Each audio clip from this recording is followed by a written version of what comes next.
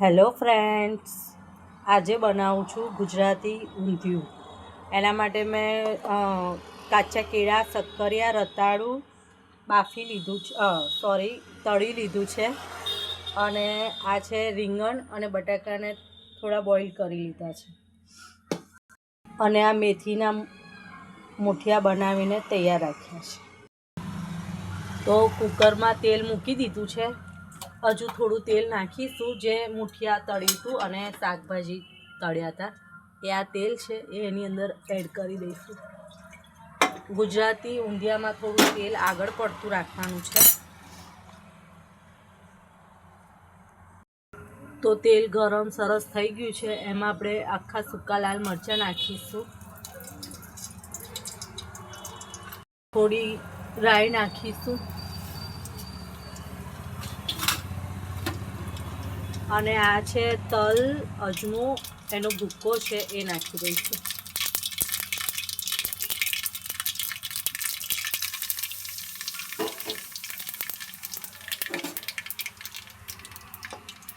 હવે આ છે પાપડી, તુવેર અને વટાણા છે એ નાખી દઈશું.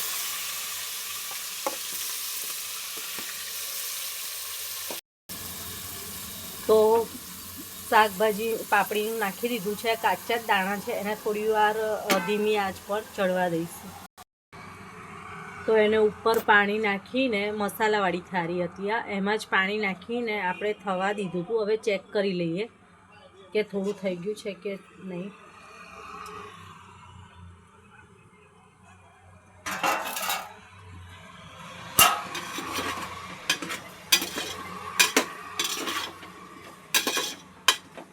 હજુ થવા દઈશું. હજુ થયું નથી.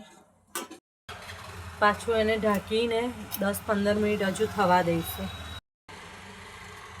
તો ફ્રેન્ડ્સ, હવે ઢાંકણ ખોલીને ચેક કરી લઈશું કે અંદરનું જે શાક છે એ ચડી ગયું છે કે નહીં.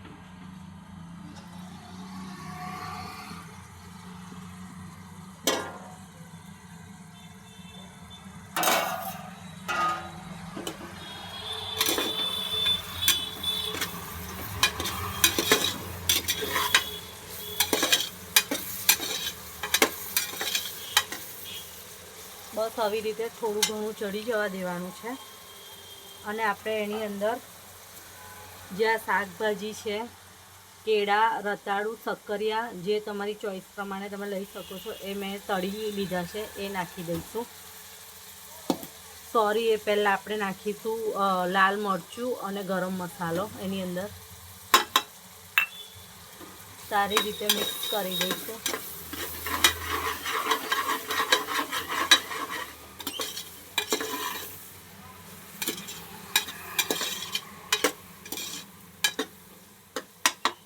અને મિક્સ થઈ ગયા પછી જે આ શાકભાજી છે એ નાખી દઈશું.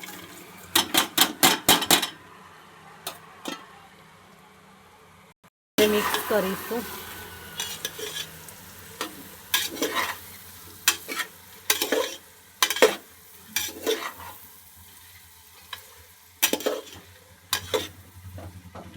અને જે આ એનું મસાલો જે બનાવ્યો હતો એનું પાણી છે એ એની અંદર એડ કરી દઈશું.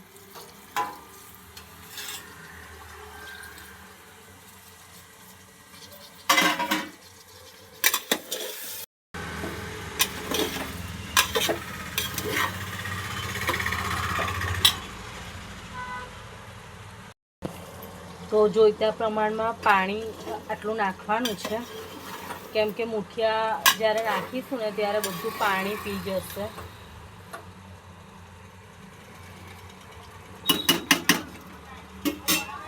અને હજુ થોડું પાણી અંદર નાખીશું. અને આ છે રીંગણ અને બટાકા, જે મેં થોડા બોઇલ કરી દીધા છે, એ પણ એની અંદર એડ કરી દઈશું.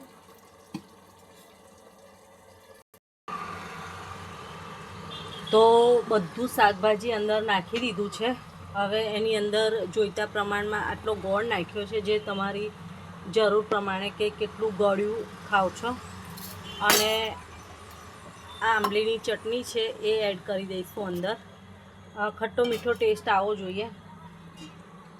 આ મેં બધું શાકભાજી નાખીને પ્યોર ગુજરાતી ઊંધિયું બનાવ્યું છે. જે ડુંગળી બટાકા ટામેટા શાક બનાવે છે એવી રીતે નથી બનાવવાનું. આ પ્રોપર એકદમ ગુજરાતી ઊંધિયું છે આ. તો એને ઢાંકીને થોડી વાર થવા દઈશું. થઈ જાય પછી બતાવું છું કે ટેસ્ટમાં અને દેખાવમાં કેવું લાગે છે.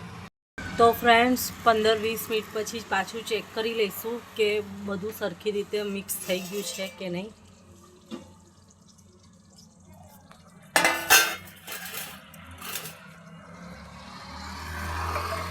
ઓહો, તો તમે જોઈ શકો છો ફ્રેન્ડ કે કેટલું સરસ ઉપર તેલ છૂટું પડીને આવી ગયું છે અને આપણું ઊંધિયું એકદમ બનીને રેડી છે.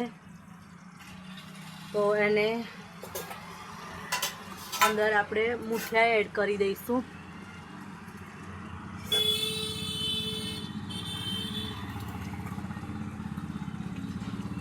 અને ઉપરથી નાળિયેરનું છીણ એડ કરી દઈશું.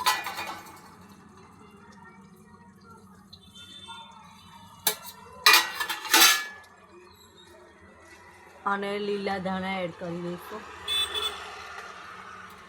તો એકદમ ટ્રેડિશનલ ગુજરાતી ઊંધિયું રેડી છે. તો આવી રીતે બનાવીને જરૂરથી ટ્રાય કરજો.